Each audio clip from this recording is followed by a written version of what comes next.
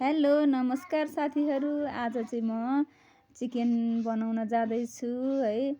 अनि यो चिकनको लागि चाहिने मरमसलाहरू, अनि यसमा चाहिँ यो लङ्सुमेल हाल्दा चाहिँ एकदम बास्ना आउँछ, ब्रोइलरको अलिक सेन्ट आउँदैन। अनि यसको लागि चाहिने सामग्रीहरू ल है त सुरु गरौँ। पहिला तोरीको तेल हालेँ, त्यसपछि मेथी पड्काएँ, अनि प्याज हालेर त्यसलाई ब्राउन कलर हुन्जेलसम्म चलाएँ।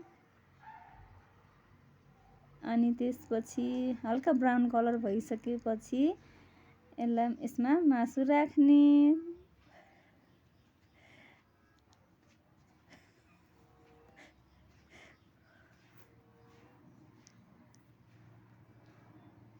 लङ्सुमेल हाल्दाखेरि चाहिँ अलि सेन्ट आउँदैन भनेर मलाई चाहिँ लङ्सुमेल हालेको एकदम मिठो लाग्छ।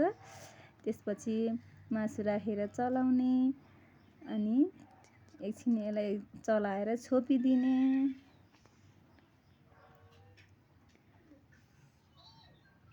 अनि ब्राउन कलर हुन्जेलसम्म यसलाई भुट्ने। अनि यस्तो ब्राउन कलर आइसकेपछि यसमा बेसार नुन मसलाहरू सबै राखेर चलाएर अदुवा लसुन पनि राखेर चलाउने। अनि मिट मसला हाल्दाखेरि चाहिँ अलिक बास्ना आउँछ, यो पनि राखेर चलाइदिने। अनि टमाटर हाल्ने। टमाटर हाल्दाखेरि चाहिँ अलि मासु ग्रेभी चाहिन्छ बच्चाहरूलाई भातसँग खानलाई, त्यही भएर टमाटर हालेर छोपेर ग्रेभी बनाउने।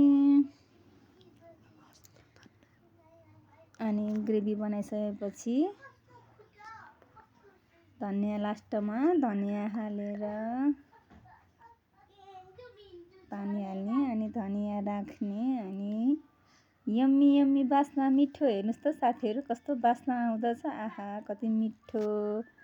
ल है साथीहरू, यस्तै परिकार पकाउनु मन छ भने मेरो भिडियो हेर्नुहोला, लाइक सब्सक्राइब गर्नुहोला।